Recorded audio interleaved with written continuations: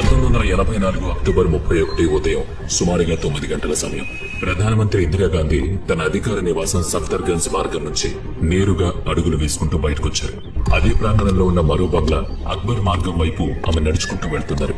అక్కడ బ్రిటిష్ నటుడు దర్శకుడు అయిన పీటర్ ఉస్టినోతో ఆమె ముఖాముఖి జరగాల్సింది. ఆ రెండు భవనాల మధ్య దూరం తక్కువ, అందుకే ఇందిరాగాంధీ అక్కడికి నడుచుకుంటూ వెళుతున్నారు. ఆమె వెంట భద్రతా సిబ్బంది నారాయణ్ సింగ్, వ్యక్తిగత భద్రతా అధికారి రామేశ్వర్ దయాల్, అలాగే వ్యక్తిగత కార్యదర్శి ఆర్కే ధావన్ కూడా ఉన్నారు. కొద్దిసేపటికే ఆమె కాపలా కేంద్రం దగ్గరకు చేరుకున్నారు. అక్కడ 10 ఏళ్లుగా ఆమె భద్రతలో ఉన్న అత్యంత నమ్మకమైన అంగరక్షకుడు బియాన్ సింగ్ కనిపిస్తున్నాడు. అతన్ని చూడగానే ఇందిరాగాంధీ ప్రతిరోజులాగే చిరునవ్వుతూ నమస్కారం చేశారు. కానీ ఆ రోజు అతడి నుంచి ఎలాంటి బదులు రాలేదు. మరుక్షణంలోనే తన మరణం గురించి ఏమీ తెలియని ఇందిరాగాంధీ ఒక అడుగు ముందుకేశారు. వెంటనే బియాన్ సింగ్ తన అధికారిక తుపాకీతో ఆమెపై వరుసగా 3 సార్లు కాల్చాడు. ఆమె రక్తపు మడుగులో నేల కొరిగారు. అక్కడ ఏం జరుగుతుందో ఎవరికీ అర్థం కాలేదు. ఇంతలోనే మరో అంగరక్షకుడు సత్వంత్ సింగ్ కూడా తన భారీ తుపాకీతో ఆమెపై తూటాల వర్షం కురిపించాడు. ఇందిరాగాంధీపై మొత్తం 33 తూటాలు కాల్చారు. వాటిలో 30 తూటాలు ఆమెకు తగిలాయి. అందులో 23 తూటాలు ఆమె శరీరం గుండా బయటకొచ్చాయి. మిగిలిన 7 తూటాలు శరీరంలోనే ఉండిపోయాయి. కొన్ని క్షణాల్లోనే ఆమె శరీరం తూట్లు పడింది. అన్ని తూటాలు తగిలినా ఆమె ఇంకా ప్రాణాలతో ఉన్నారు. వెంటనే ఆమెను ఢిల్లీలోని ఆసుపత్రికి తరలించారు. అక్కడ సుమారుగా 4 గంటల పాటు ఆమె ప్రాణాల కోసం పోరాడారు. కానీ ఇందిరాగాంధీ ముందే ఊహించినట్లుగా జరిగింది. సరిగ్గా ఒక రోజు ముందు ఒడిశాలో జరిగిన సభలో ఆమె మాట్లాడారు. ఈ రోజు నేను బతికున్నాను, కానీ రేపు ఉండకపోవచ్చు అని అన్నారు. తాను బతికున్నా లేకున్నా చింత లేదని, సుదీర్ఘ జీవితం గడిపానని ఆమె చెప్పారు. తన జీవితం అంతా ప్రజల సేవకి అంకితం చేస్తానని గర్వంగా చెప్పారు. చివరి శ్వాస వరకు దేశానికి సేవ చేస్తానని ఆమె అన్నారు. తన రక్తపు ప్రతి బొట్టు దేశ ఐక్యతను కాపాడుతుందని స్పష్టం చేశారు.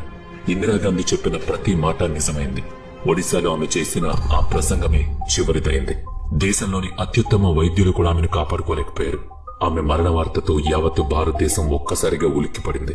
దీని పరిణామం కొద్ది రోజుల్లోనే దేశవ్యాప్తంగా సిక్కు వ్యతిరేక అల్లర్లు చెలరేగాయి. అసలు ఇందిరాగాంధీ హత్య వెనుక ఉన్న పూర్తి కథ ఏంటో ఇప్పుడు చూద్దాం. ఆమె భద్రత కోసం నియమించిన 2 సిక్కు అంగరక్షకులు ఆమెను ఎందుకు చంపేశారు? ఇదే ప్రశ్న. గూఢచార సంస్థ ముందుగానే హెచ్చరించినప్పటికీ ఆ అంగరక్షకుల్ని ఇందిరాగాంధీ ఎందుకు మార్చలేదు? లాల్ బహదూర్ శాస్త్రి మరణం తర్వాత 1966లో ఇందిరాగాంధీ భారతదేశపు మొదటి మహిళా ప్రధానిగా చరిత్ర సృష్టించారు. అప్పటి వరకు ఆమెను రాజకీయంగా తక్కువ అంచనా వేసేవారు. ఆ సమయంలో కాంగ్రెస్ పార్టీలోని పలువురు సీనియర్ నాయకులు ప్రధాని పదవిపై ఆశ పెట్టుకున్నారు. కానీ ఇందిరాగాంధీ ప్రధాని కావడంతో వారి ఆశలు అడియాసలయ్యాయి. అప్పట్లో ఇందిరాగాంధీకి రాజకీయంగా పెద్దగా అనుభవం లేదు. అందుకే ఎక్కువ నిర్ణయాలు తీసుకోవడానికి ఆమె తన సహచరులపై ఆధారపడాల్సి వచ్చేది. దీన్ని అవకాశంగా తీసుకుని ప్రతిపక్షాలు ఆమెను తీవ్రంగా విమర్శించాయి. ఆమె రాజకీయాలకు పనికిరారు అంటూ రకరకాల పేర్లు పెట్టారు. ఆ సమయంలో భారతదేశం కూడా అనేక సవాళ్లను ఎదుర్కొంటోంది. సరైన వర్షాలు లేక దేశం కరువు కోరల్లో ఉంది. ప్రజలు ఆకలితో అలమటిస్తున్నారు. కొద్ది నెలల క్రితమే అంటే 1965లో పాకిస్తాన్తో యుద్ధం ముగిసింది. ఆ తర్వాత ఆర్థిక పరిస్థితి మెరుగుపరుచుకునేందుకు దేశం ప్రయత్నిస్తోంది. కానీ ఇదే సమయంలో చైనా కూడా భారతదేశాన్ని బలహీనంగా చూస్తూ కవ్వింపు చర్యలు పాల్పడింది. అలాంటి క్లిష్ట పరిస్థితుల్లో ఇందిరాగాంధీకి 2 వైపులా సవాళ్లు ఎదురయ్యాయి. అంతర్జాతీయ స్థాయిలో భారతదేశ స్థానాన్ని బలోపేతం చేయాలి. మరోవైపు ఆకలి, పేదరికం లాంటి సమస్యల నుంచి దేశాన్ని బయటపడేసి అభివృద్ధి పదంలో నడిపించాల్సిన బాధ్యత ఆమెపై ఉంది. 1 సంవత్సరం తర్వాత 1967లో దేశంలో సాధారణ ఎన్నికలు జరిగాయి. ఆ సమయంలో కాంగ్రెస్ పార్టీలో వర్గాలు ఏర్పడ్డాయి. దీనివల్ల గతంతో పోలిస్తే 78 సీట్లు తక్కువగా వచ్చాయి. కాంగ్రెస్ కేవలం 283 సీట్లకు మాత్రమే పరిమితం కావాల్సి వచ్చింది. పార్టీలో గుంపు రాజకీయాలు మొదలయ్యాయి. అదుపు తప్పింది పార్టీ. అందరినీ వెనక్కి నెట్టి కాంగ్రెస్ పూర్తి బాధ్యతను తన చేతుల్లోకి తీసుకోవాల్సి వచ్చింది. ఈ సమయంలో దేశాభివృద్ధి కోసం ఆమె కొన్ని బలమైన అడుగులు వేశారు. ఇవే భవిష్యత్తులో అద్భుతమైన నిర్ణయాలుగా నిలిచాయి. ఆహార ధాన్యాల అవసరాన్ని తీర్చడానికి వ్యవసాయ శాస్త్రవేత్తలకు ఎన్నో ప్రయోగాలు చేసే స్వేచ్ఛనిచ్చారు. విదేశాల నుంచి తెప్పించిన మెరుగైన వంగడాలతో పంట ఉత్పత్తి పెరిగింది. దీనివల్ల భారతదేశంలో హరిత విప్లవం చాలా విజయవంతమైంది. ఆహార కొరత నుంచి బయటపడడంలో దేశం సఫలమైందని చెప్పాలి. ఇక దేశ భద్రతను బలోపేతం చేయడానికి ఆమె చొరవతోనే RAAW అనే గూఢచార సంస్థ ఏర్పాటైంది. ఆ తర్వాత 1969లో ఆమె మరో కీలక నిర్ణయం తీసుకున్నారు. దేశంలో ధనికులు పేదల మధ్య పెరుగుతున్న అంతరాన్ని తగ్గించాలని భావించారు. బ్యాంకింగ్ సేవలను పల్లెటూళ్లకు చేర్చడానికి 14 పెద్ద బ్యాంకులను జాతీయం చేశారు. ఆమె తీసుకున్న ఈ నిర్ణయాన్ని అప్పటి ఆర్థిక మంత్రి మొరార్జీ దేశాయ్ వ్యతిరేకించారు. దాంతో ఆమె దేశాయ్ను పదవి నుంచి తొలగించారు. ఆర్థిక మంత్రిత్వ శాఖ బాధ్యతలు కూడా తన చేతుల్లోకి తీసుకున్నారు. ఇందిరాగాంధీ వేసిన అడుగులు అక్కడితో ఆగలేదు. తర్వాత కొన్నేళ్లలో ఆమె ఎన్నో సాహసోపేతమైన నిర్ణయాలు తీసుకున్నారు. తనను విమర్శించిన వారందరి నోళ్లు మూయించారు. ఈ సమయంలో దేశంలో రాజభరణాల గురించి తీవ్ర చర్చ జరుగుతోంది. స్వాతంత్ర్యం వచ్చిన సమయంలో చాలా ఆస్థానాలు భారతదేశంలో చేరడానికి ఒప్పందం చేసుకున్నాయి. ఆ సంస్థానాల పాలకుల కుటుంబాలకు భారత ప్రభుత్వం రాజభరణం పేరుతో ఏటా ఆర్థిక సాయం చేసేది. ఆ రాజులకు ప్రతి ఏడాది ఒక నిర్దిష్ట మొత్తాన్ని ప్రభుత్వం ఇచ్చేది. కానీ దీనిపై ఇందిరాగాంధీకి అభ్యంతరం ఉంది. ఆ రాజకుటుంబాలకు అప్పటికే సరిపడా ఆస్తులు, సుఖ సంతోషాలు ఉన్నాయని ఆమె భావించారు. ఆ డబ్బును దేశంలోని పేదల కోసం ఉపయోగించాలని నిర్ణయం తీసుకున్నారు. అందుకే ఆ భరణాలను రద్దు చేయడానికి ప్రయత్నించారు. కానీ ఆ ప్రయత్నం వెంటనే సఫలం కాలేదు. దీంతో 1971లో రాజ్యాంగానికి 26వ సవరణ చేశారు. దీని ద్వారా రాజభరణాలను శాశ్వతంగా రద్దు చేశారు. ఆ తర్వాత 1971 మార్చిలో సాధారణ ఎన్నికలు జరిగాయి. ఆ ఎన్నికల్లో ఆమె గరీబీ హఠావో అనే నినాదంతో పోరాడారు. ఆ ఎన్నికల్లో ఆమె ఒంటరిగా 352 స్థానాలు గెలుచుకున్నారు. తద్వారా తాను సుదీర్ఘకాలం పాటు దేశాన్ని నడిపించబోతున్నానని సంకేతమిచ్చారు. ఆ తర్వాత కొన్ని నెలలకు 1971 డిసెంబర్లో భారత్ పాకిస్తాన్ యుద్ధం జరిగింది. ఆమె నాయకత్వంలో కేవలం 13 రోజుల్లోనే పాకిస్తాన్ మోకరిల్లింది. తూర్పు పాకిస్తాన్ ను బంగ్లాదేశ్ గా మార్చారు. ఆ తర్వాత 3 ఏళ్లకు అంటే 1974లో ఆమె మరో సాహసోపేతమైన అడుగు వేశారు. ఎన్నో దేశాలు వ్యతిరేకిస్తున్నప్పటికీ అణు పరీక్షలు నిర్వహించారు. దీంతో భారతదేశం ఎంతో బలోపేతమైంది. తన నిర్మోహమాటమైన నిర్ణయాలు, అద్భుతమైన విధానాలతో ముందడుగులు పడ్డాయి. కేవలం 5 ఏళ్లలోనే మూగ బొమ్మ అనే ముద్రను చెరిపేసుకుందామె. ఉక్కు మహిళగా కొత్త రూపం సంతరించుకుంది. ఇక్కడి నుంచి ఆమె ఆధిపత్య పర్వం మొదలైంది. దీని కారణంగా దేశం ఎమర్జెన్సీని కూడా ఎదుర్కోవాల్సి వచ్చింది. వాస్తవానికి 1971లో రాయ్బరేలీ లోక్సభ స్థానం నుంచి ఇందిరాగాంధీ గెలుపొందారు. కానీ ఆ ఎన్నికల్లో ఆమె ప్రభుత్వ యంత్రాంగాన్ని, వనరులను దుర్వినియోగం చేశారని ప్రత్యర్థులు ఆరోపించారు. ఆమె గెలుపును అలహాబాద్ హైకోర్టులో సవాల్ చేశారు.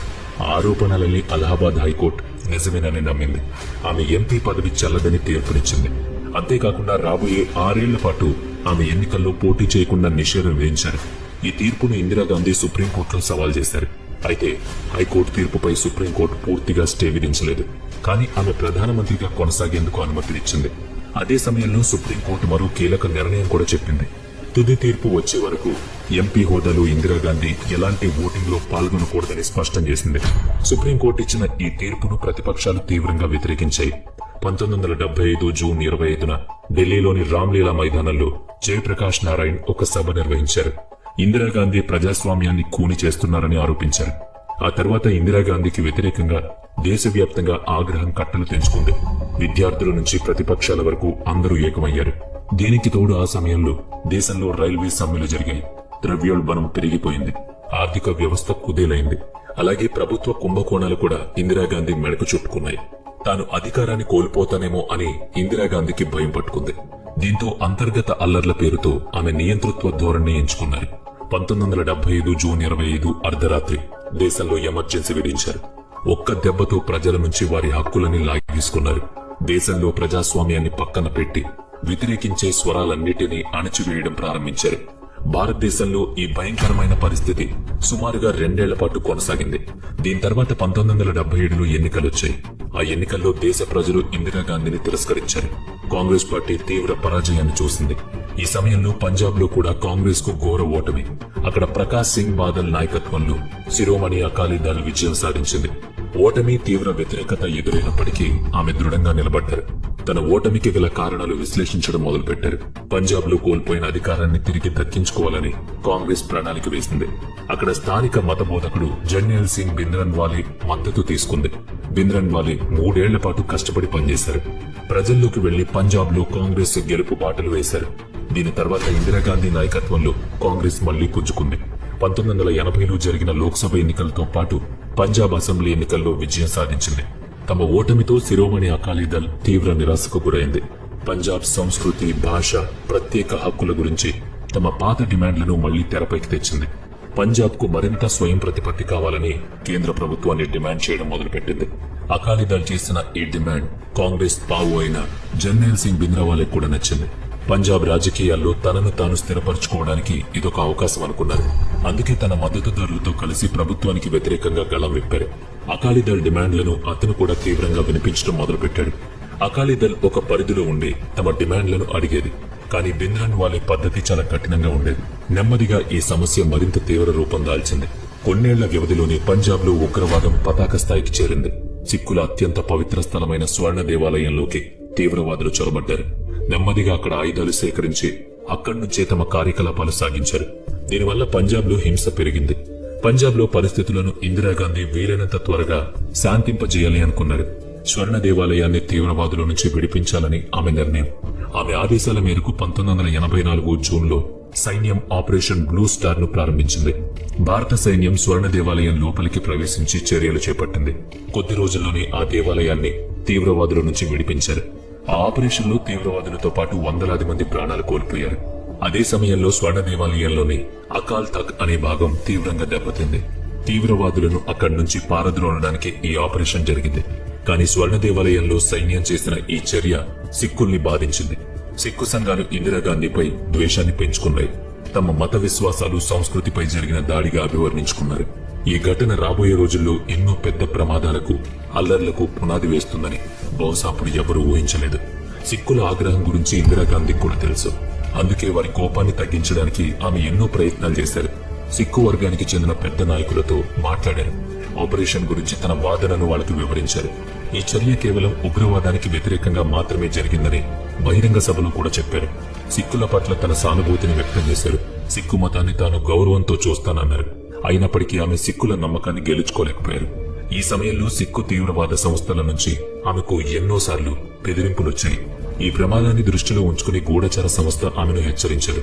ఆమె భద్రతా సిబ్బంది నుంచి సిక్కులను తొలగించాలన్నారు. కానీ ఆమె వాటిని పట్టించుకోలేదు. దీనికి తోడు ఏళ్లుగా తన భద్రతలో ఉన్న సిక్కు అంగరక్షకులపై ఆమెకు ఎంతో నమ్మకం కూడా ఉండేది. వారిలో ఒకరైన బియాన్ సింగ్ గత 10 ఏళ్లుగా ఆమెకు రక్షకుడిగా ఉన్నాడు. ఇందిరాగాంధీకి అత్యంత ఇష్టమైన వాళ్లలో అతను ఒకడు. ఆపరేషన్ బ్లూ స్టార్ జరిగిన కొన్ని నెలల తర్వాత ఒక సంఘటన జరిగింది. సఫ్దర్జంగ్ మైదానంలో ఇందిరాగాంధీ విదేశీ విలేకరులతో మాట్లాడుతున్నారు. సిక్కు భద్రతా సిబ్బందిని మీరు ఇంకా నమ్ముతున్నారా అని ఒక విలేకరి ఆమెను అడిగారు. అదే సమయంలో బియాన్ సింగ్ అక్కడ నుంచి వెళుతున్నాడు. ఇందిరాగాంధీ బియాంత్ వైపు చూసి నవ్వుతూ ఒకే మాట చెప్పారు. నా చుట్టూ ఇలాంటి సిక్కులు ఉన్నప్పుడు నాకెవరితో ముప్పుంటుంది అని ఆమె అన్నారు. తాను అంగరక్షకుడిగా భావిస్తున్న వ్యక్తి తనను హత్య చేస్తాడని ఆమెకు తెలీదు. ఆపరేషన్ బ్లూ స్టార్ కు ముందు వరకు బియాన్ సింగ్ కు మతపరమైన భావాలు పెద్దగా లేవు. కానీ ఆ ఆపరేషన్ అతన్ని కుదిపేసింది. అతని ఆలోచనలు, ప్రవర్తనలో మార్పులొచ్చాయి. ఆ తర్వాత బియాన్ సింగ్ తరచుగా తన మేనమామ కేహర్ సింగ్ తో కలిసి మోతీబాగ్ గురుద్వార్కు వెళ్లేవాడు.